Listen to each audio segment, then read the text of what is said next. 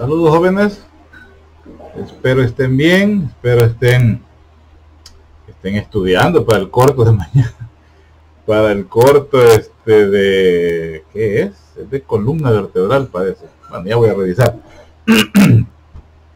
eh, a las 3 de la tarde. Bueno, vamos a continuar con la clase que dejé a medias, anatomía de la pared torácica. Hoy pues los estudiantes que expusieron tocaron bastantes puntos que son objetivos de la clase, y eso pues ya nos ayuda porque ya repasamos, ya hemos repasado un poco. Eso es bastante bueno. Sí, tenemos ahorita todavía dificultad con las fechas. Yo sé que crea incertidumbre, no me gusta esto de estar así a una semana de prácticamente del examen y no tener una fecha establecida. Créanme que o sea, para mí es incómodo, para ustedes es peor, porque imagínense la fecha ideal, la fecha propuesta era 10 de mayo. Como les vuelvo a decir, yo no me fijé en que era mayo, yo solo dije 10 y así lo dejé. Entonces, fecha 10 de mayo y ahora decirles la vamos a hacer 8 de mayo, como que no, ¿verdad? Uno pues casi siempre quiere que mejor lo atrasen, o sea, pasémoslo para martes, ¿verdad? Pasémoslo para miércoles, pero no adelantarlo, pues. Y también a mí no me gusta la idea, no estoy de acuerdo. Salgo a tiempo, sí, porque hoy este día termino de subir la última clase para el parcial y bueno, salimos bien, pero no me gusta así. Entonces vamos a ver la manera de hacer, pues sí, hacer las cosas sin afectarles a ustedes. Lastimosamente, yo tengo hasta el 17, que cae día lunes, para poder subir las notas y cuadrar las notas tal cual las vamos. Hoy llevo un poquito más de complejidad porque tengo que cuadrar notas con las exposiciones. Hoy ya tuvieron evaluaciones prácticas, me van a enviar notas externas. Yo tengo que hacerlas cuadrar con los cortos, con estos cortos que hemos estado haciendo. Entonces, en un sentido, pues lleva un poquito más de. Hay cosas que automáticas las hace la plataforma, pero hay otras cosas que no. Además, pues hay algunos compañeros de ustedes que hay permisos por los que no pudieron estar en X evaluación, o bueno, hay varias cosas que el sistema no lo hace, lo tengo que hacer manual, y a veces eso pues también repercute en los tiempos, o sea, en poder cumplir los tiempos para subir las notas, y si no, pues me toca subirlas, llevarlas en físico y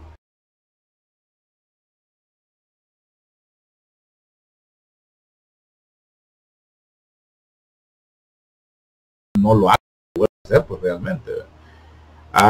Y también pues al hacer las cosas a la carrera se presta a que uno se equivoque, y es bien feo, o sea, equivocarse en la nota de un estudiante, porque pues el estudiante más o menos lleva las cuentas y ve que le sale muy poquito. El día del examen práctico, no sé si fue el miércoles o el lunes, no creo que el miércoles fue, se acercó un estudiante del ciclo anterior, que en el segundo cómputo yo cometí un error al promediar sus notas. Por estar en la carrera, pues se me fue y no le promedié bien su nota. Por decir así, ella tenía que tener 7 y las fichas, no sé cuánto, y le apareció 5 y algo. 2 puntos es bastante, pues en nota del laboratorio creo que no recuerdo de qué era. Pues en el momento pues se corrigió la situación, se hizo un papel, hay un documento que hace constar que hay un error, y uno lo firma y cuando lo mandan. A fin de año, pues cuando estábamos cerrando el ciclo, la situación no se había resuelto, tuvimos que volver a hacer el trámite, y ahora me doy cuenta, se acerca a la chica y me dice: fíjese, doctor, que el problema sigue todavía. Entonces imagínense, por suerte, la verdad es que pues es una estudiante excelente.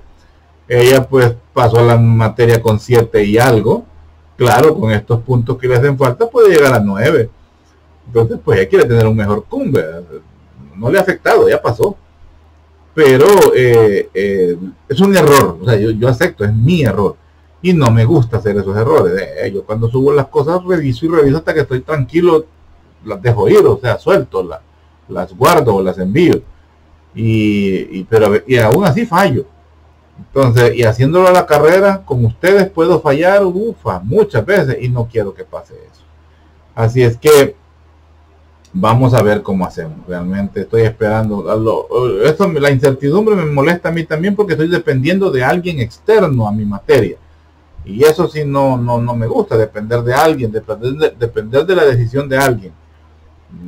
A mí pues me han dado libertad de cátedra, puedo hacer lo que se me antoje, no, tan así no. Puedo hacer puedo cambiar las reglas del juego, puedo cambiar las notas, puedo cambiar la forma que vamos a trabajar y no hay problema, tenemos libertad de cátedra, hay confianza. Pero ya cuando dependemos de alguien para hacer un examen, ahí sí ya me tienen fregado. Así que yo solo les digo, estudien como si el examen va a ser el sábado. Así solo eso les voy a decir. Estudien como si el examen va a ser el sábado. Estudien como si el examen va a ser presencial. Si en el camino las situaciones cambian, pues ni modo, pero el intento lo hicimos. Estudien como les digo para si fuera el sábado, a lo mucho si quieren podemos hacerlo domingo, a mí no me da problema, hagámoslo el domingo y el siguiente lo hacemos domingo también y podemos salir bien, pero ahorita no hablemos de fecha. Ustedes estudien, son pocas clases, bastante información, sí, eso sí, pero estudian hasta conciencia y van a salir bien. Esta colita que hace falta, aquí pues terminamos las clases que van a entrar para el parcial y luego pues iniciamos la otra etapa con las clases, ya lo vamos a hablar después, no estemos hablándolo ahorita. Y ya casi pues ya solo faltan las clases de cuello y cráneo que van a ser el próximo lunes y ya vamos a tener quién es el grupo que salió mejor evaluado, quién es el grupo que mayor porcentaje obtuvo y también le vamos a dar un reconocimiento al estudiante que obtuvo las mejores notas, porque hay estudiantes que han obtenido pues notas bien altas. Hoy en la exposición de este día hubo los 10, o sea, yo les pongo son tres parámetros que evalúo: la exposición, o sea, el conocimiento del tema, el material de apoyo y el reporte. Eso es los puntos que voy a sumar para ver cuántos puntos obtienen por grupo. Ahora, hay que tomar en cuenta de que no va a ser por puntos, porque hoy nada menos había un grupo con, no me acuerdo cuánto, pero bastante. Y el grupo anterior era menos de 10, o sea, entonces no puedo hacer por sumatoria de puntos porque ahí no sale, va a ser por porcentaje. Va a ser el porcentaje, un porcentaje más alto, pues ese va a ser el grupo que se le va a dar un reconocimiento. Miren, es una situación que la universidad no lo exige, no lo pide, es una iniciativa, un incentivo. Realmente uno como estudiante necesita incentivos y creo que esto pues no caemos mal. Sé que a algunos no les va a gustar, ¿verdad? Pero ni modo. Bueno, vamos a ver pues la clase de anatomía, la segunda parte de la clase de anatomía de la pared torácica. Quiero ver, permítanme, sí, aquí estamos ya.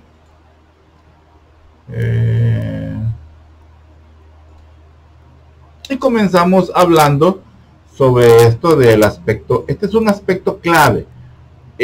Hoy en la clase yo esperé que me hablaran sobre esto. El nivel es un punto de ubicación para ubicarse, es un recurso con el que se cuenta y muy importante porque da mucha información. No es parte de la clase, sí, no es parte de la clase, pero sí es importante como punto de identificación de estructuras y como punto de referencia para hacer divisiones en el tórax. Y es el nivel vertebral T4, T5. Este nivel vertebral T4, T5 más bien se refiere al disco intervertebral T4, ¿verdad? O manejémoslo así, T4 pues T5. Pero se refiere al disco intervertebral de T4. Se tira una línea imaginaria, estamos hablando de este punto, aquí está. Este es el disco intervertebral T4 y aquí tenemos el ángulo de Lewis o la articulación manubrio-esternal. Desde el ángulo de Lewis hacia el disco intervertebral T4 se tira una línea imaginaria, o sea, hace un plano imaginario.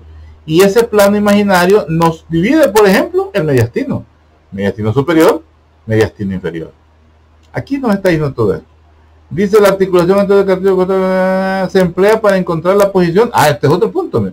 Se emplea para encontrar la posición de la segunda costilla. Acordémonos que la segunda costilla se articula, tiene dos carillas articulares. La segunda costilla, esa es una característica de las costillas. De plano, hoy nada hablamos de costillas, creo yo. Bueno, de las costillas, tiene dos carillas articulares la costilla. La costilla número 2. Tiene una hemicarilla en el manubrio y tiene otra hemicarilla en el cuerpo. Esa es una característica de la segunda costilla. Para identificar la segunda costilla, pues nos sirve este plano. Nos sirve identificar el ángulo de Lewis. Porque la primera costilla no se puede identificar, no se puede palpar. ¿Por qué? Pregunta. No he puesto, es verdad, no he puesto foros, no he puesto nada en estas últimas clases por andar a la carrera. Voy a poner por ahí un foro y ahí me contestan. ¿Por qué la primera costilla no se puede palpar? ¿Cuál es la causa de que la primera costilla no se pueda identificar? Pero sí podemos identificar la segunda costilla. Esa sí podemos identificarla. Entonces, pues, ese es uno de los ay Dios, ahí está la respuesta, no investiguen nada. No me voy a fijar. La superposición de la clavícula está por encima, por eso no se puede palpar la primera costilla. Bueno, otra situación importante, pues, que separa el mediastino superior del mediastino inferior. Lo vimos hace poco.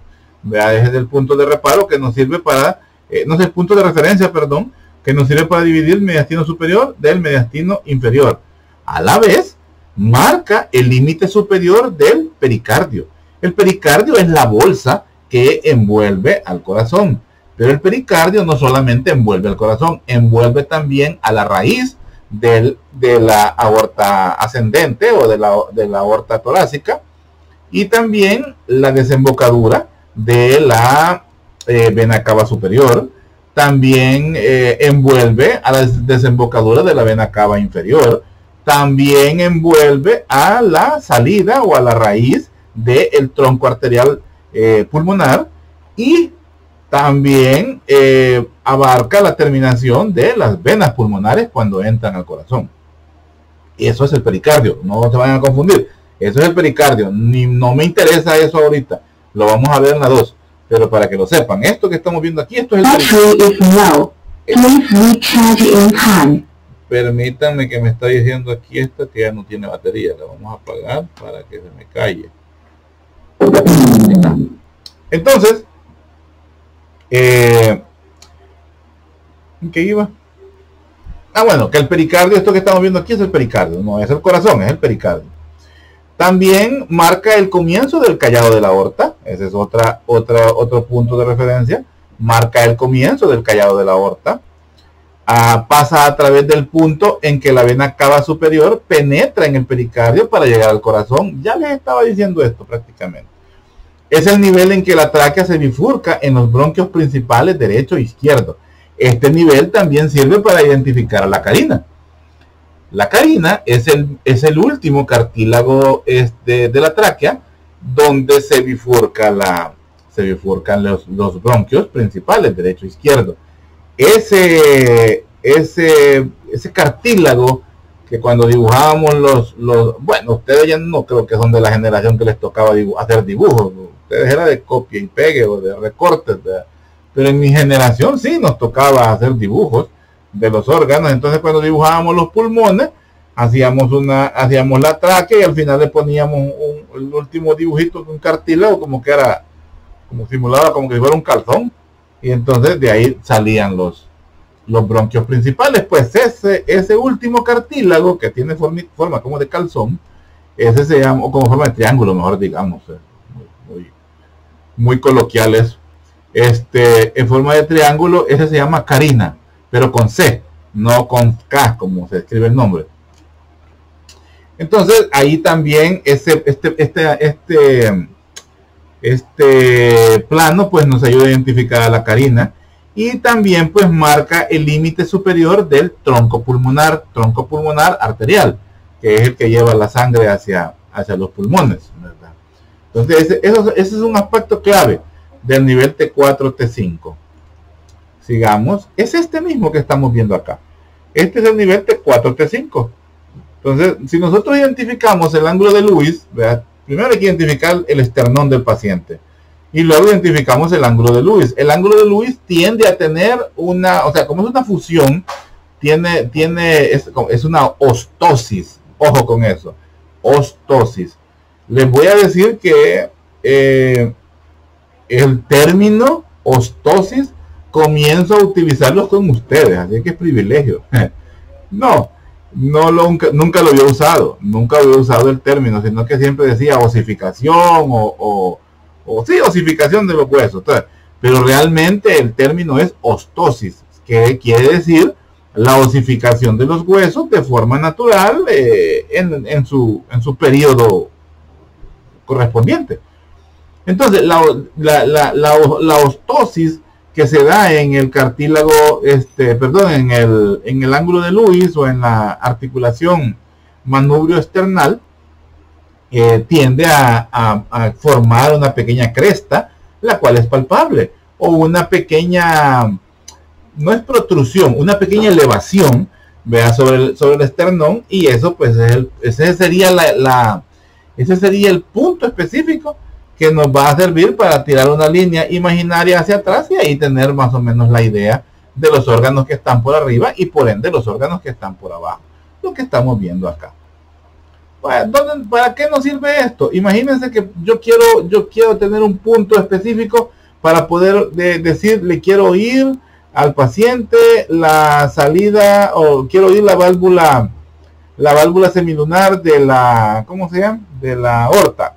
De la arteria aorta. Entonces ya me voy a buscar por aquí, ¿verdad? Porque ya busco el ángulo de Lewis y por abajo, inmediatamente abajo, sé yo que puedo encontrarme con la arteria aorta. Igual pues sé que hacia un lado va a estar la vena cava y pues lo demás del corazón, pero como les digo, son puntos de reparo. Veamos los músculos de la región pectoral.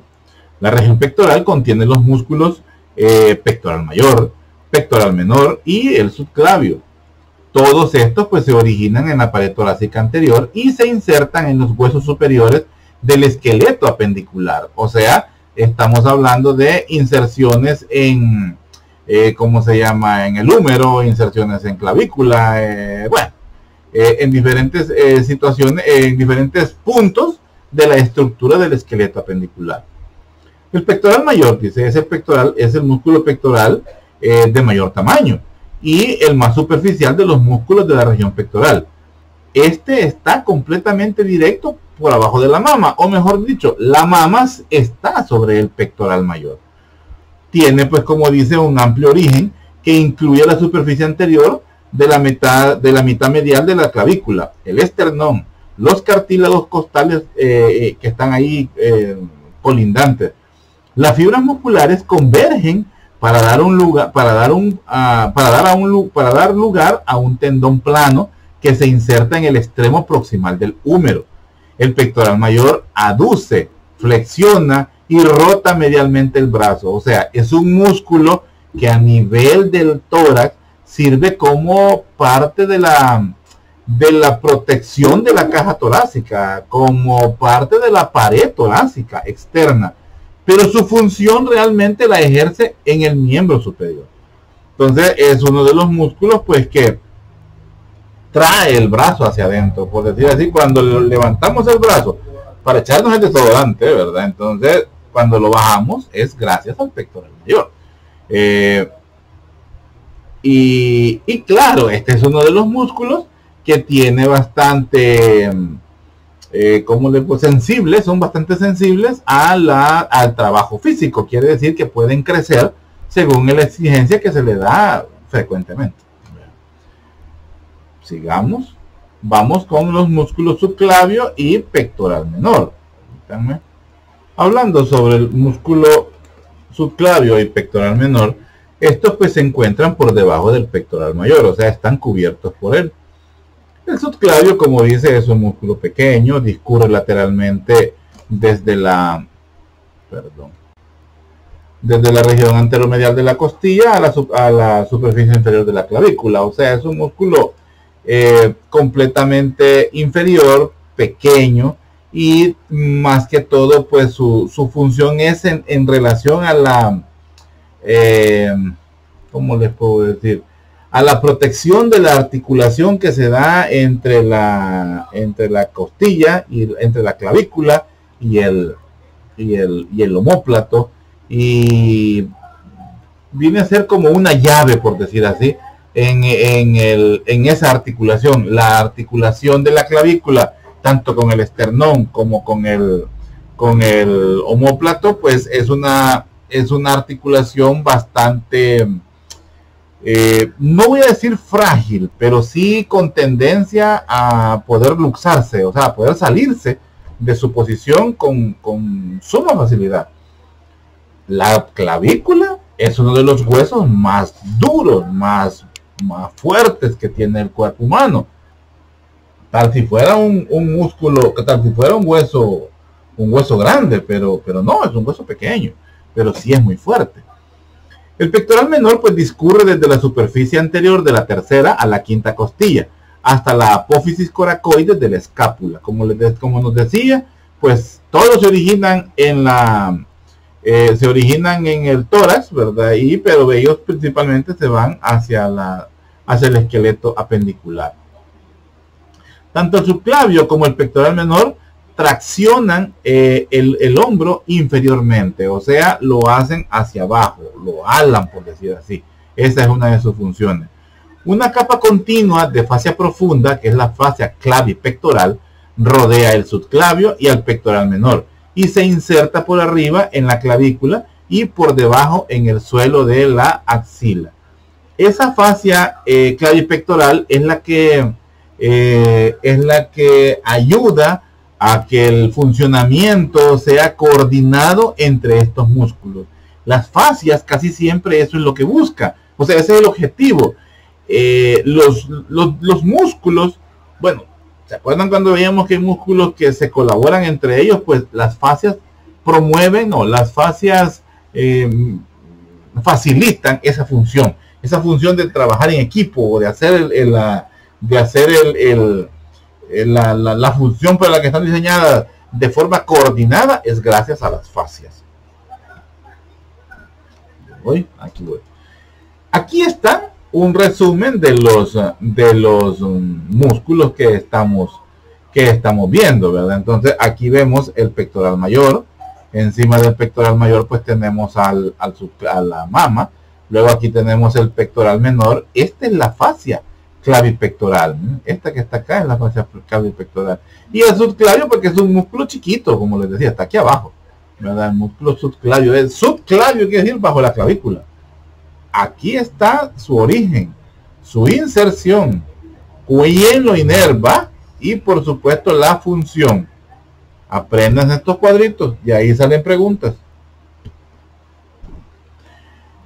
Hablando del armazón esquelético del tórax, aquí vamos a ver que los elementos esqueléticos de la pared torácica pues son las vértebras torácicas, los discos intervertebrales, las costillas y el esternón.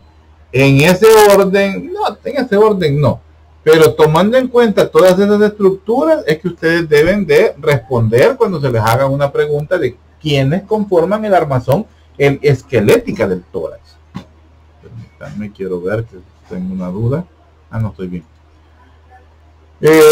Hablemos de las vértebras torácicas. Existen 12, ya lo sabemos. Vean, me gustó lo que dijo hoy una chica. A las 5 de la mañana, a las 7 de la mañana desayuno, a las 12 del mediodía almuerzo, parece, y a las 5 de la tarde llego a casa. Ahí está chivo. Está chiva. Se me olvidó al final le quería preguntar, ahí me lo cuenta por mensaje o como sea, a través de la representante del grupo, no me acuerdo quién fue. Diana, no voy a meter las patas diciendo el nombre. Ahí me manda dónde encontró eso, dónde encontró esa información. Está muy bonita. Fíjense que ese es uno de los objetivos de no haberles dado un lineamiento para la clase. A ninguno le he dado lineamiento. A lo mucho lo que me han preguntado, mire, ¿usted está de acuerdo con este orden? Y podemos hablar de él, eso es lo que he dicho. Me han dicho, podemos hablar de tal cosa, podemos incluir tal cosa. A nadie le he dicho, no lo haga.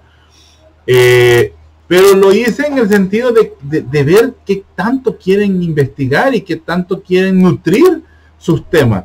Los temas así dados, así como estoy dando estos temas yo, este tema no es mi gusto, por eso lo estoy volviendo a grabar y créanme que tampoco no estoy a gusto, porque no son así mis temas. Esto no es una guía, yo estoy leyendo eso, meto la información que me acuerdo en el momento, ¿verdad?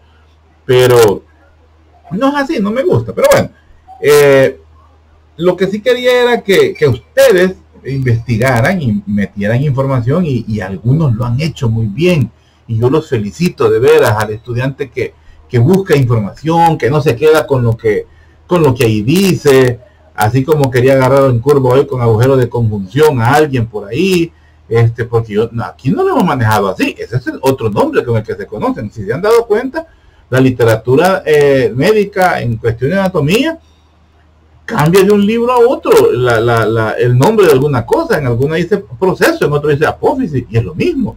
En otro puede decir espina y en el otro dice proceso. En algunas dice que las vértebras cervicales tienen un proceso espinal bífido, y en la literatura que estamos usando nosotros dice espina bífida, y es lo mismo. Entonces, eso de agujero de conjunción, para serles sincero, eso es del libro de anatomía de Gray, de anatomía de Gardner, no me acuerdo cómo se llama el nombre, pero es un libro viejito, pesadas, abusadas, con las páginas eran como de enceradas. Era un libro muy fino, muy bueno, al que yo tuve acceso, que era de la universidad. Un libro muy bonito, un libro digno de tener de adorno en una librera. Entonces, ahí fue donde leí de agujero de conjunción. De ahí para acá solo se habla de foramen intervertebral, agujero intervertebral, así pues se utiliza. Pero qué bueno, el chico pues no me acuerdo, Alexis, no me olvida, Alexis pues había leído y sí, ¿verdad? Supo ubicarse, o le soplaron a tiempo, no se sabe. Bueno, tenemos pues una vértebra torácica. Bueno, son 12 vértebras torácicas que se articulan con los 12 pares de costilla. Una vértebra torácica típica tiene 3 puntos de articulación a cada lado con las costillas. No todas las vértebras se articulan con las costillas del mismo modo. Esto es muy importante. Esta situación de las costillas sentí que no fue muy explotado, o si fue explotado, pues fue muy por encimita, como me dijo alguien que así, la anatomía por encimita. Eso no existe, se llama anatomía de superficie, pero no anatomía de por encimita. Y yo no doy anatomía por encimita. Tal vez así lo he dicho, no sé quién lo dijo, pero bueno. Me causó gracia, no me molesto, no se preocupen, no me molesto, me causa gracia. Es señal de que se fijan en las locuras o las tonteras que uno dice a veces en clase. Bueno, aquí tenemos pues la vértebra torácica típica, ¿verdad? Ya sabemos que una vértebra torácica pues tiene un cuerpo anterior, un arco posterior y están unidos por los pedículos. Su agujero vertebral, su apófisis espinosa y su apófisis transversa. Eso es lo normal de una vértebra. Aquí en el caso que estamos hablando de una vértebra típica, pues estamos viendo que hay hemicarías, ¿vea? Hemicarías en el cuerpo, ¿vea? Superiores, y también hay hemicarías en el cuerpo que son inferiores. Estas hemicarías superior e inferior, cuando se unen, son las que sirven para que ahí se conecte, ahí se articule la costilla. O sea que la costilla tiene la cabeza de la costilla, se articula una parte con el cuerpo de la vértebra suprayacente y la otra parte con la vértebra infrayacente, no, suprayacente y adyacente, así es. En la costilla, vamos a ver las costillas, creo que sí, permítanme, sí, creo que tengo que tenerlos, sí. No voy a dar aquí, quiero ver, sí, aquí está. Ya vamos a dar de costilla, aquí está la costilla. Esto es la cabeza. Esto es la cabeza de la costilla, esta parte de la costilla y el tubérculo. Estos son los puntos, ¿cómo se llama? Estos son los puntos con los que se articula, ¿verdad? La costilla. Tenemos la cabeza, el cuello, el tubérculo costal, eso. Y aquí en medio hay una cresta. Esta cresta es la que divide y hace dos carillas. Esta para la vértebra superior y esto para la vértebra inferior. Pero volvamos allá, que es donde estamos ahorita. Vamos a ver dónde estamos. Aquí estamos. Ahí estamos. Permítame. Entonces, estamos viendo pues que esas son las zonas para articular la costilla. La otra zona para articular la costilla es esta. Es en la apófisis transversa tenemos la otra zona para la articulación con la costilla. Aquí se articula el tubérculo de la costilla. Pero siempre hay que tomar en cuenta lo que nos decía en un párrafo anterior. No todas se articulan de la misma forma. Algunas varían, ¿verdad? Y esa variación pues es la que hace la diferencia en la presentación de la costilla, en la función de la costilla, en ¿qué más pudiéramos decir de la costilla? En la clasificación de la costilla. O sea, son puntos importantes. Entonces decía que tiene tres puntos de inserción. 1, 2 y 3. Bueno, son 6 al final, ¿verdad? Para una costilla son 3 puntos de inserción acá. Al final pues son 6, porque al otro lado pues hay otros 3. La carilla articular para el tubérculo de la costilla, las apófisis articulares superiores, este es para las articulaciones sigapofisarias. Sigamos. Vértebras típicas, vértebras atípicas de la columna vertebral de las torácicas, pues tenemos la T1, la T10, la T11 y T12. Esas son vértebras atípicas. Fíjense que, por ejemplo, en el manual de anatomía que ustedes tienen, yo creo que son los de 2. Creo que son los de la 1 y la 12, algo así parece, no me acuerdo, pero recuerdo una vez que alguien me preguntó no, un docente fue que me dijo, no, pero sí que en el manual, sí, pero es que el manual, yo ya les dije, el manual es una copia es un material copiado, pues, y no se ha actualizado realmente. Vamos a ver el próximo año si queda chance, vamos a tratar de actualizarlo porque he visto, a conciencia les digo, nunca lo he leído todo el manual, pero lo que he leído no estoy muy de acuerdo. No, tampoco estoy muy de acuerdo de cómo están trabajando los laboratorios de macroanatomía. No es así, no son clases. Un laboratorio es una cosa. Los que ya cursaron esta materia en otras universidades, yo sé que hay 1 o 2 por aquí que vienen de otras universidades y han cursado anatomía, pues han sentido una diferencia abismal.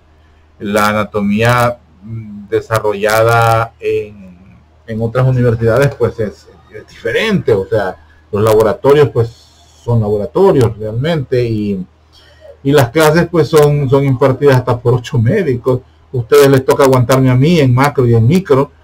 Me halaga cuando mis exalumnos segundos, los que están en tercero, cuarto y los que ya están ahorita en quinto, me halaga cuando están suscritos a mis clases y me llaman y me dicen que iba a su clase y todo, me halaga.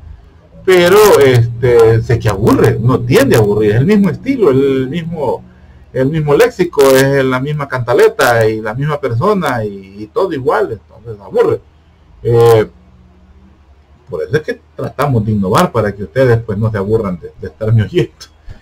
Bueno, Tenemos pues lo que les decía, que hay una literatura que solo habla de 2, pero no, son 4 vértebras atípicas que tenemos a nivel del tórax. Y tenemos la 1, ¿verdad? Por obvias razones, tiene características similares a las cervicales. Luego tenemos la 10, que ya comienzan los procesos a ser diferentes. Ya no hay carilla, la carilla articular en la transversa ya es como se llama, va disminuyendo. Ya la carilla, ¿cómo se llama? La cara costal está completamente en el cuerpo, ya no lo comparte con la de arriba, ya no hay hemicarilla arriba y hemicarilla abajo en el cuerpo, sino que la carilla completa está en el cuerpo de la vértebra 10. La 11 cumple lo mismo y la 12 igual, pero la 12 ya estamos viendo de que tiende a ser un poquito más grande y tener características similares casi a la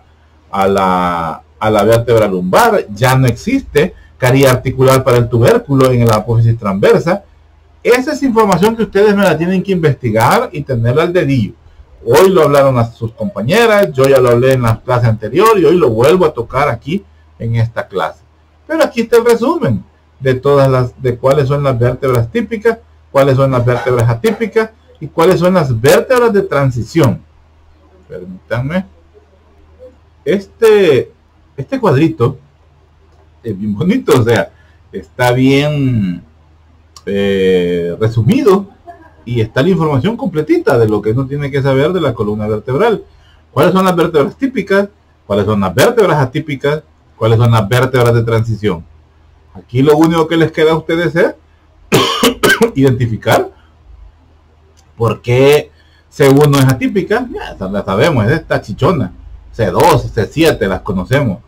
T1, T10, T11, T12. Ahí sí hay un poquito más de conocimiento. L1 y L5 no hay mucho, ya sabemos por qué es. Y las de transición, pues vean, las que hacen el cambio, o sea, comienzan a tener ciertas parecidos con las vértebras adyacentes. Entonces por eso ya son las vértebras de transición. Pero ahí está el resumen. Ahí solo queda que ustedes investiguen cada una para que tengan un mejor resumen todavía. Y bueno, vamos a hablar entonces acerca de las costillas. Aquí ya hablamos de la parrilla costal, así dicen algunas literaturas, le llaman la parrilla costal, porque parece una parrilla, pues donde se da la carne, se parece, entonces, por eso le el nombre de parrilla costal. Pues de eso vamos a hablar, permítanme. Las costillas, ya sabemos que son 12 pares de costillas, 12 a cada lado, cada una de las cuales pues termina anteriormente en un cartílago costal. Y todas las costillas se articulan con la columna vertebral, pero no todas las costillas se articulan con el esternón. Posteriormente todas se articulan, de una u otra forma se articulan con la columna vertebral, con las costillas torácicas. Pero anteriormente no. Algunas, la mayoría, termina en un cartílago costal, que es el que le permite pues hacer la conexión, ¿verdad? con el esternón, o la conexión con otro cartílago para poder tener fijeza. Hay una subdivisión de las costillas de acuerdo a sus articulaciones y algunas características, por decir así, pero más que todo es por articulación. Las costillas verdaderas. Las costillas verdaderas son las que los cartílagos costales de estas se articulan directamente con el esternón. O sea, en base a eso es el nombre, en la forma en que se articulan con el esternón. Las verdaderas son las primeras 7, estas se articulan directamente con el esternón, con su respectivo cartílago. Esto que estamos viendo acá, estas son verdaderas, la 1, la 2, la 3, la 4, la 5, la 6, la 7, esta. Es el cartílago de las 7, esta sí. Estas son las verdaderas. Luego tenemos ¿ves? Me fue una cosa ahí. Luego tenemos pues las falsas. Y en estas pues los cartílagos costales no logran llegar hasta el esternón. Pero sí logran acercarse y fusionarse con el cartílago de la séptima vértebra, costilla, con la séptima costilla. Entonces, estas últimas tres, la 8, la 9 y la 10, estas se articulan con los cartílagos costales superiores, como dice ahí, pero específicamente es con el cartílago costal de la 7. Luego tenemos las flotantes, que son estas otras dos que están aquí afuera. Tienen su cartílago en la punta, pero no logran articularse. Estas costillas son la 11 y la 12 y reciben el nombre de flotantes. ¿Por qué? Porque no presentan conexión anterior con otras costillas o con el esternón. Sí se articulan, sí se inserta en ellos el diafragma, pero ese es visto aparte, ese es de la clase de diafragma. Aquí, lo importante es saber que tenemos tres grupos de costillas. Las verdaderas, las falsas y las flotantes. Y sabemos que las primeras 7 son las verdaderas, la 8, la 9 y la 10 son las falsas, y la 11 y la 12 se llaman flotantes. Algo muy importante, y yo lo iba a decir y se me fue la onda, esto se llama el reborde costal, o en otra literatura como en esta dice el arco costal. Este arco costal es importante saber o identificarlo, porque este arco costal es lo que nos delimita la zona donde encontramos el estómago, donde podemos tener acceso a la vesícula biliar. Por ejemplo, para palpar la vesícula biliar, yo solo busco el reborde costal derecho, 2 centímetros hacia abajo, aproximadamente, teniendo en cuenta el conteo de las costillas, aproximadamente en la octava, la 9ª costilla, yo sé que voy a poder palpar la zona donde está la vesícula biliar. Entonces, pero eso lo sé por la anatomía de por encimita, no la anatomía de superficie. Entonces, es importante conocer esto que se llama reborde costal o arco costal, derecho e izquierdo. Son puntos de información, son puntos de orientación para la anatomía, son puntos de referencia, así se llaman, puntos de referencia para ubicarnos al estudiar anatomía. El reborde costal es uno de ellos, ¿verdad? La apéndice sifoides es otro de ellos. En algunos pacientes la apéndice sifoide tiende a hacerse anterior, protruye hacia adelante, y el paciente se le ve un chicotillo ahí, una chibolita ahí en la boca del estómago. Esto es lo que la gente le dice, la boca del estómago. La gente dice, hasta uno también lo dice, me duele la boca del estómago. Se debe decir, me duele el epigastrio. Ya ustedes como médicos, futuros médicos, ya no van a decir la boca del estómago, le van a decir a usted lo que le duele es el epigastrio. No lo vayan a hacer con la gente, porque la gente va a sentir de que los están denigrando o que los están queriendo hacer sentir mal. Nunca vayan a utilizar léxico médico en frente de su paciente, y más si su paciente es gente del campo. No voy a decir gente humilde porque eso no existe mucho ya. Gente del campo, gente analfabeta, gente con sesgo educativo, ¿no? sin estudios. O sea, no. Nosotros apantallamos a la gente con nuestra persona, con la amabilidad, con lo que le decimos, con la atención que le ponemos, con el cuidado que le ponemos, con el interés que le ponemos a su problema. Así apantallamos a la gente, no hablando bonito, ni poniéndose la mejor ropa, ni andando el mejor carro. Eso no sirve, se lo digo de pura experiencia.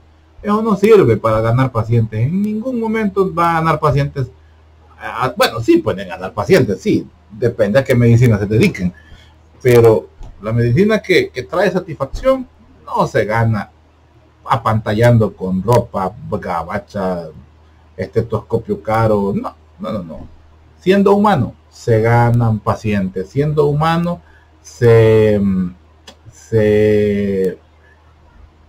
uno agarra más experiencia porque la gente tiene más confianza de contarle las cosas. Pero siendo humano, siendo así pedante, pedrada y que no quiero que me pregunten, ay Dios. Bueno, sigamos, me salgo. Entonces hablamos de las costillas. Una costilla típica consta de un cuerpo curvado, esto es la curva, todo esto es el cuerpo curvado, y unos extremos, uno anterior, que es el del cartílago, y otro posterior. En el extremo anterior vamos a encontrar el cartílago costal, como estamos viendo aquí. Y en el extremo posterior, que es el que se articula con las vértebras, vamos a encontrar la cabeza. Todo esto es la cabeza, la cresta que ya les decía, el tubérculo en esta zona y el cuello. Esta parte se llama el ángulo y el surco costal. Este surco costal es importante porque por ahí es donde discurren el paquete vasculo nervioso. Por ahí discurre el paquete vasculo nervioso. Que hoy pues ahí me lo contestaron bien. ¿Quién fue? Mabel me contestó bien eso. ¿Y quién más me contestó esta hipótesis? Bueno, esta hipótesis quedó exonerada. Pero bueno, aquí estamos viendo también la cabeza aquí en detalle, ¿verdad? La parte posterior, vemos la cresta, las carillas articulares o las caras articulares, la cara articular en el tubérculo de esta zona, y que en el tubérculo hay una superficie no articular. Eso sí es importante saberlo. Hay una parte articular y hay otra parte que no es articular. Entonces eso es lo que vemos en una costilla típica. Pero también, así como en las vértebras, hay costillas atípicas. Y es esto que vemos acá. Hablando sobre las costillas atípicas, pues tenemos la primera costilla. Si ustedes se acuerdan, bueno, fue pregunta de un examen práctico, del segundo, del miércoles, parece que estaba ahí como la pregunta 17, 18, no recuerdo. Decía pues que la primera costilla, pues esta se articula solo con el cuerpo de la vértebra T1 y por tanto pues solo presenta una superficie articular, o sea, la de la cabeza. En el tubérculo no tiene carilla articular. El tubérculo del escaleno son impresiones pues que se encuentran en esta estructura. El tubérculo del escaleno, que separa pues separa dos surcos, ¿verdad? Bueno, lo que encontramos aquí, mejor me voy a los dibujos porque estoy hablando en el aire. Esto que es el tubérculo del escaleno, vamos a encontrar la impresión pues de dos surcos que estos atraviesan la costilla a la mitad del cuerpo. El surco anterior está producido por la vena subclavia y el surco posterior por la arteria subclavia. O sea, la arteria y la vena subclavia son estructuras que, como dijo alguien bien hoy, según la zona donde esté, así toma el nombre. Se dice subclavia porque está en la zona de la clavícula, va por debajo, acuérdense que la clavícula está arriba y abajo está la primera vértebra, la primera costilla. Entonces, lógicamente, por ahí va la arteria y la vena subclavia y en dirección hacia el miembro superior. Llegan al hombro y ahí pues prácticamente toman el nombre de axilares. Se van por abajo del hombro, luego llegan al brazo, ya se llama braquial, luego antebraquial, ¿vea? O humeral, ¿vea? según donde se encuentra. Así van tomando el nombre, pues las estructuras, más que todo los vasos sanguíneos. Pero es importante saber eso, que esas impresiones son para la arteria y la vena subclavia. Además, esta es la zona de la fosa clavicular. Es la zona de la fosa clavicular, cosa que vimos anteriormente. La segunda costilla, que es esta que tenemos acá, no, perdón, esta es la segunda costilla, estoy peor, es de la 12ª costilla. La segunda costilla, al igual que la anterior, es plana, pero es el doble de larga. Estoy hablando de las costillas atípicas, que siempre son planas, porque las anteriores ya no son tan planas, ¿verdad? Ya no lo vamos a ver más adelante. Son planas, pero es más grande. La 10ª costilla, la cabeza presenta una cara única para la articulación con su propia vértebra. Si se recuerdan, cuando vimos la décima vértebra torácica, hablábamos que por eso se convertía, tenía las características de ser una vértebra atípica porque presentaba una carilla completa para la articulación con la costilla correspondiente. La 11ª y la 12ª costilla pues se articulan solo con los cuerpos de sus propias vértebras y no tienen tubérculos ni cuello, las últimas dos. Son cortas, tienen una escasa curvatura y tienen un extremo anterior en punta, lo que estamos viendo acá. Fue otra pregunta del primer día de examen, del día sábado. Vea, fue esta pregunta. El doctor les puso esa costilla.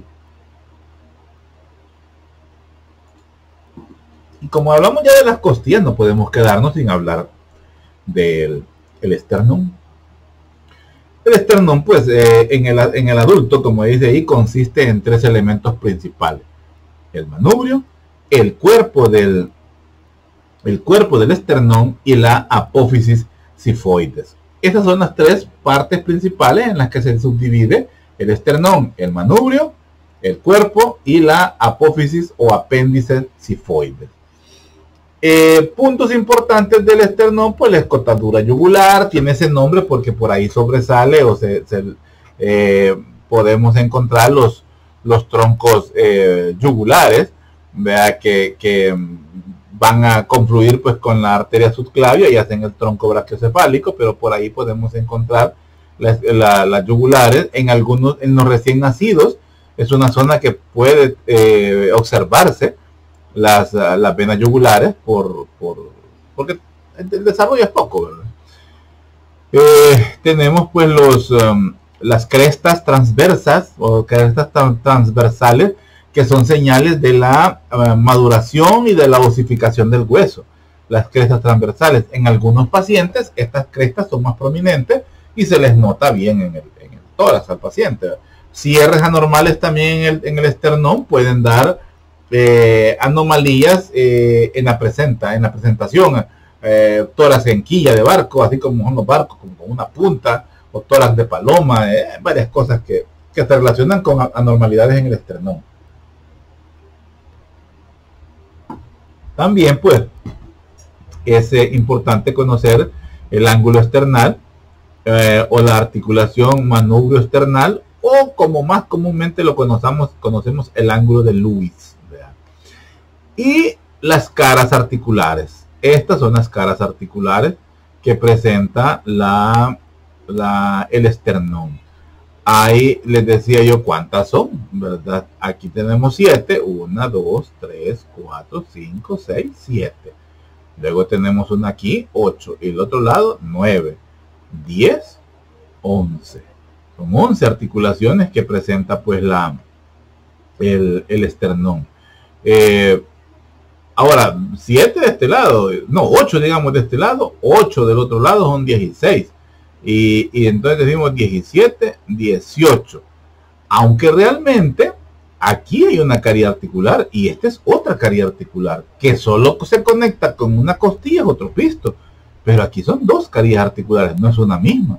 Entonces hay más caries articulares.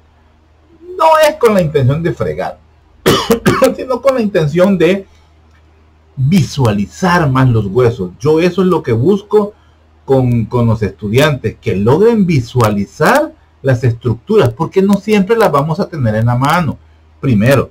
Segundo, muchos de ustedes van a ser cirujanos y espero que sean, ¿cómo se llama? Cirujanos exitosos, cirujanos limpios.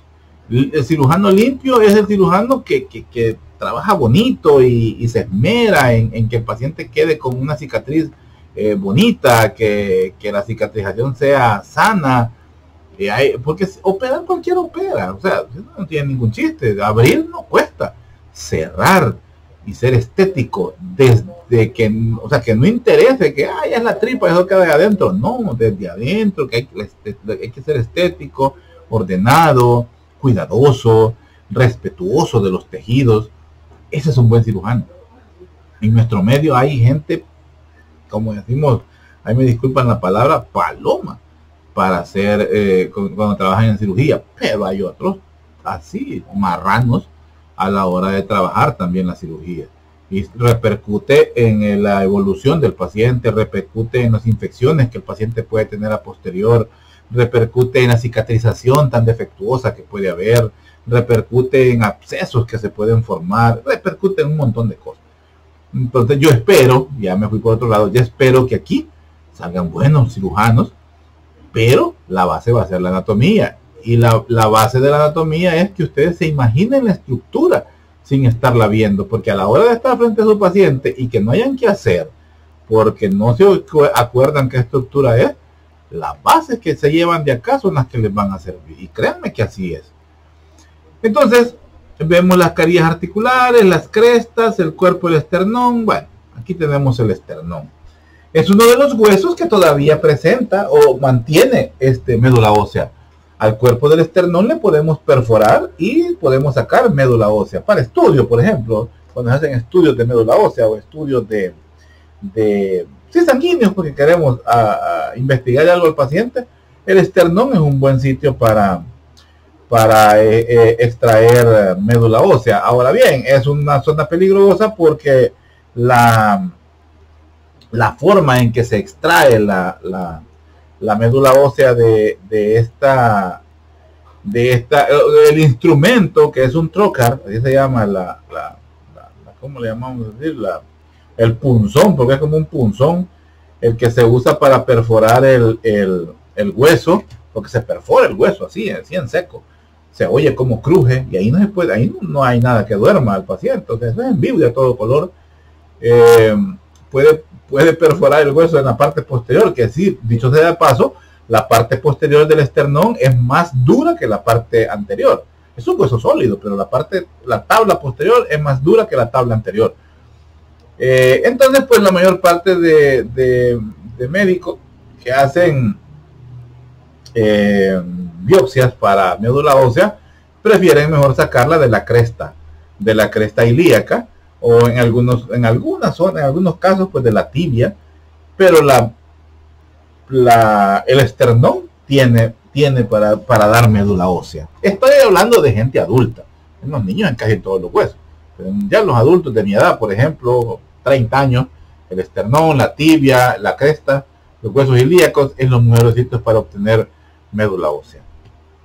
Articulaciones del tórax.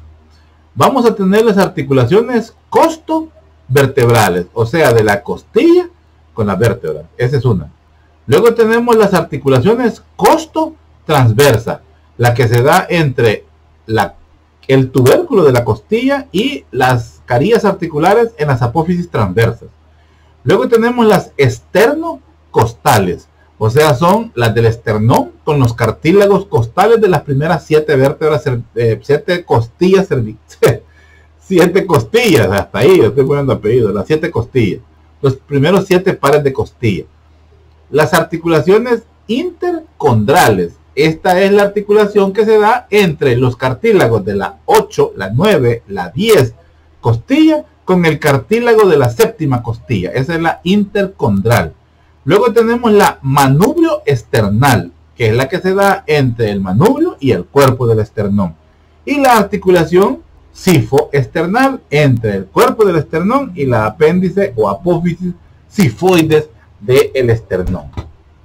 Aquí tenemos la articulación de la costilla, eso no lo habíamos visto. Así, esto es lo que quiero que vean, pero vamos a darle un poquito más de zoom. Aumento de zoom. Bueno, aquí vemos la cresta, el disco intervertebral. Esta es la carilla articular en la vértebra suprayacente y en la vértebra adyacente. Aquí tenemos la cabeza de la costilla, las carillas articulares y el cartílago, perdón, la cápsula articular. Son sinoviales, ojo, estas son sinoviales.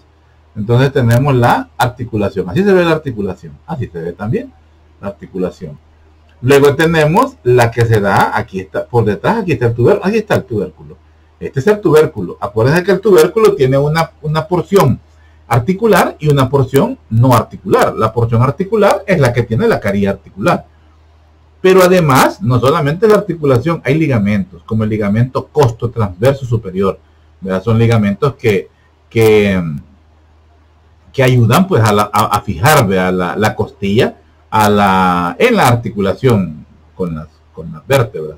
Entonces tenemos los ligamentos costo-transverso superior, el inferior y el lateral. Aquí no vemos el inferior, no se ve. Articulación del cuerpo vertebral, articulación costo-transversa. Bueno, está bonito esto, me gusta esta diapositiva, se entiende fácil. Se entiende fácil. Sigamos. Ups, ¿por qué no me dio?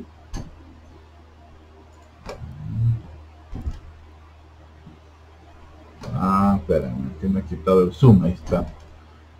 Y en el zoom el aumento se le pegan las cosas. En los espacios intercostales. Estos se encuentran entre las costillas adyacentes y están ocupados por la musculatura intercostal, que hoy lo explicaron muy bien. Me gustó cómo explicaron los músculos de la musculatura intercostal. Y ahí encontramos pues lo que les hablaba yo, en el surco, ¿verdad? De la costilla. Ahí es donde se encuentra el paquete vasculonervioso y se usa esta mnemotécnica, van de superior a inferior y de lateral a medial, así siempre van, vena, arteria y nervio. Ya aquí lo vemos, aquí van en van, aquí está, siempre van en la parte de abajo, en el ¿cómo se llama? En el surco, ¿verdad? En la parte del surco costal, ahí van, ahí discurren ellas en la base del surco costal. Permítanme, quiero ver algo como estoy con el tiempo. Ahí vamos. Permítanme. La irrigación pues de la pared costal pues es provista por la aorta torácica, que se encuentra en el mediastino posterior y las arterias torácicas internas. Ya les decía por ahí que la arteria torácica interna, o sea, que son ramas de la subclavia, toman su nombre pues de arteria torácica interna en el hombre, pero en la mujer pues toman el nombre de arteria mamaria interna. El drenaje venoso es gracias a la vena torácica interna y a la vena ácigos y sus colaterales. La vena ácigos en el lado derecho y la vena hemiácigos en el lado izquierdo. La inervación se realiza principalmente por los nervios intercostales, que son los ramos anteriores de los nervios espinales de T1 a T11. Este es el surco costal, está en la parte inferior de la costilla. Entonces el surco costal pues se encuentra en la parte baja y ahí es donde transcurre el paquete vasculonervioso, la vena, la arteria y el nervio. Los tres músculos intercostales, ¿verdad? El externo, el interno y el íntimo son los músculos intercostales, y por supuesto las ramas colaterales que ayudan pues siempre a la inervación, irrigación y drenaje de las estructuras que encontramos ahí. De externo a interno pues vamos a ver que la primera capa es la piel, el tejido celular subcutánea o la grasa, ¿verdad? Como la podemos ver aquí lo habla de, esta es la fascia superficial, esta que está por abajo de la piel, pero esto es tejido celular subcutáneo o grasa. La capa muscular, ¿verdad? Es la otra capa que se encuentra, que la muscular se fusiona con el hueso y es lo que hace la pared principalmente. Luego pues tenemos las pleuras, la pleura parietal. Esta es la otra, la fascia profunda, esta que está acá, esta amarilla que encontramos acá es la fascia profunda. Luego tenemos la pleura parietal, que está adosada a la pared costal, el espacio intercostal, el espacio pleural, perdón, y la pleura visceral, que se fusiona o que se une al músculo, al pulmón. Vamos a ver qué más. Bueno, de aquí solo esto, ya casi terminamos. Ya casi terminamos. Estos son los nervios. Vean, los nervios intercostales que transcurren ahí en el paquete vasculonervioso y son los encargados de inervar todas estas zonas. Los puntos de referencia, nervios supraclaviculares, son puntos de referencia. Los músculos intercostales, pues ya lo vimos allá. Está el externo, el interno y el íntimo. Esos son los músculos intercostales, que pues son los que tienen diferente orientación. Si ustedes se fijan, tienen diferente orientación en el sentido de que hacen una estructura rígida, fuerte, que se constituye en la pared, pues, en la pared del tórax. También, pues, tenemos dentro de estos músculos de la pared costal, pues, tenemos los músculos subcostales y también tenemos los músculos transversos del tórax.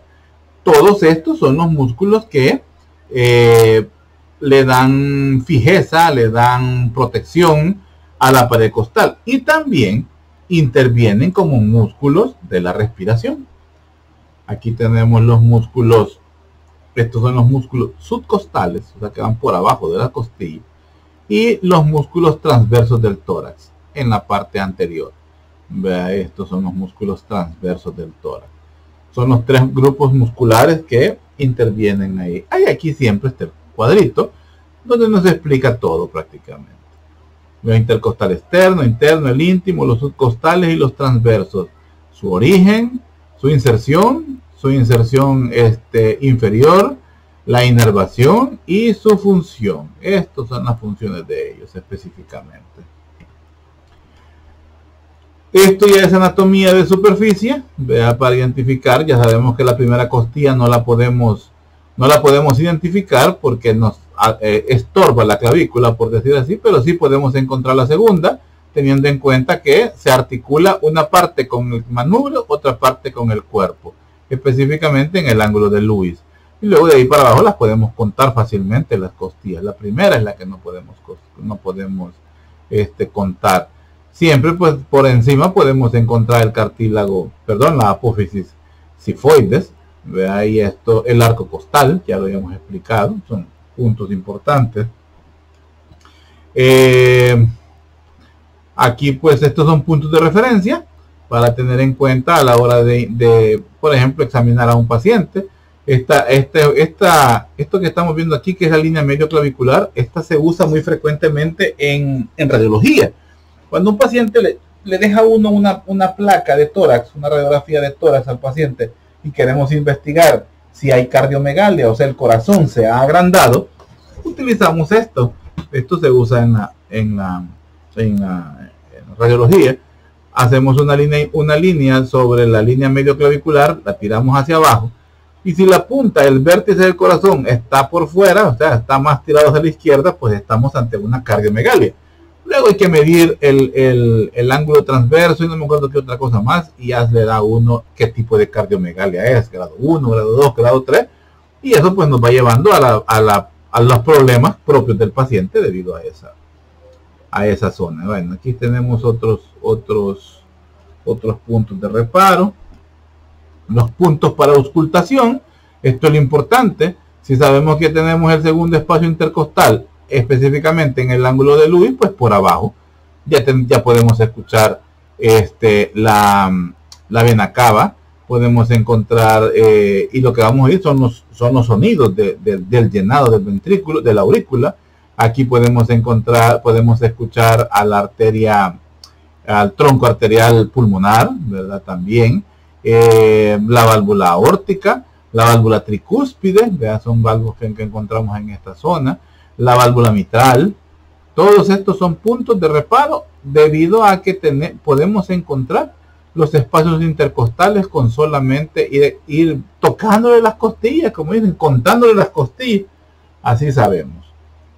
Bueno, con esto pues termino yo la clase. Estas son las clases que van a entrar en el parcial teórico de macro. Espero pues salgan muy bien. No son clases difíciles realmente. Yo la siento fácil después de esto. Yo soy docente. Espero que salgan bien y estudien. Solo lo único que les puedo decir: estudien, estén pendientes de lo que se decida, si lo vamos a hacer presencial o seguimos en esta modalidad, que, para serles sincero, yo no quiero seguir haciendo exámenes así, porque yo sí soy sincero con ustedes en decirles que, o sea, al que me dice, mire doctor, ¿y por qué no da más tiempo? ¿Por qué solo da tan poquito tiempo? Yo les creo, yo soy estudiante, pues, y ¿cómo se llama? nosotros, hablaba hace poco con el doctor, ¿cómo que se llama? El doctor Reyes, hablaba con él y le decía, pues sí, nosotros cuando hacíamos nuestros exámenes, nos daban una hoja y uno pues a veces le daba completamente la vuelta a la primera hoja y no se sabía ninguna. El estrés, ¿cómo se llama? La ansiedad que crea un examen pues es grande. Entonces nos pasaba eso, ya después ya le agarrábamos maña, ya íbamos leyendo, íbamos contestando, agarrábamos confianza y cuando acordábamos esas que habíamos dejado, fácilmente las podíamos ir a contestar porque ya nos habíamos acordado.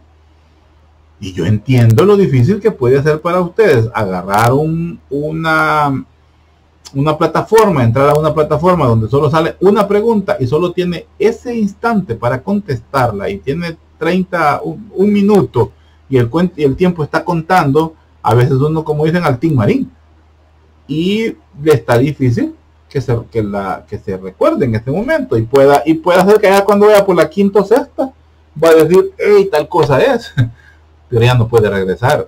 Yo siento que eso está mal, o sea, yo estoy de acuerdo con eso. Estoy de acuerdo cuando me dicen, hay muy poco tiempo, sí, pero es que el problema es que si yo le doy más tiempo por pregunta al alumno, pues el alumno va a tratar de hacer fraude y va a tratar de hacer trampa, y es mejor que se vayan quitando esa maña de ser copiones, de ser tramposos, de querer sacar buena nota sin haber estudiado. Mejor se la quitan desde ahorita y no vayan con esa maña después, porque créanme que van a fracasar como profesional. El profesional de la salud tiene que tener mucho amor propio y mucho amor por la carrera, y tener amor propio para uno es estudiar a conciencia y contestar y estar orgulloso de ese 3, de ese 2, de ese 5, de ese 10, de ese 9. Ese es el profesional bien hecho. Pero mediocre, esos hay un montón. Esos hay un montón, allá andan tapizando, allá andan dando consultas en ¿cómo se llama? En farmacias. Allá andan trabajando como visitadores médicos. No denigro al visitador médico ni los que dan consultas en las clínicas, no estoy diciendo eso, pero estoy diciendo de que el estudiante que no logra sobresalir por méritos propios, acostumbrarse a tener buenas notas y estar a expensas de que le regalen, a expensas de que voy a poner una excusa para sacar una buena nota, no sé, un montón de situaciones que se dan, fracasa.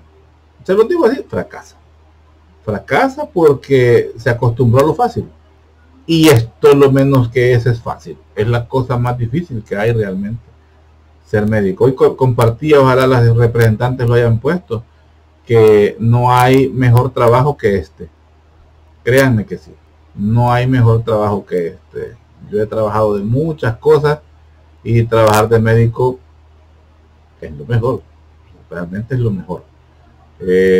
No hay como el orgullo de ponerse una gabacha blanca, no hay como el orgullo de portar una escarapela con la identidad, como un hospital, máxime si es privado.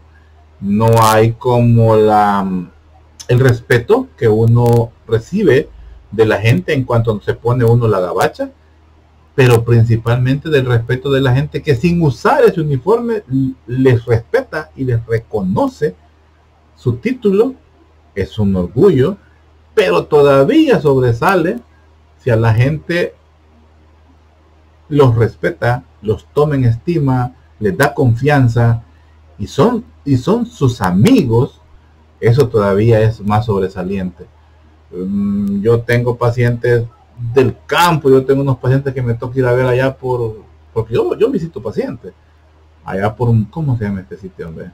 No me acuerdo, Cantón El Niño, sí, joder, lejos, lejísimo, Cañales hay ahí, y hay un señor, no me acuerdo, don Manuel me saluda de abrazo y él anda así medio acidito, pero realmente es cariño y amor que uno se ha ganado de sus pacientes. Entonces por eso hay que trabajar, jóvenes. Por pisto les queda chance para el pisto, pero amigos no. Nada, no decir. Bueno, nos quedamos ahí. Estudien mucho y nos vemos el lunes. Bueno, nos vemos mañana. ¿Qué hora es? Son las 10 y fichas. Nos vemos mañana No, no nos vamos a ver. Ahí me ven, ahí me imaginan cuando estén haciendo el corto. Ahí me mandan sus bendiciones cuando vean el corto. Va a estar fácil, no se preocupen. Buenas noches, cuídense, estudien y nos seguimos viendo. Salud.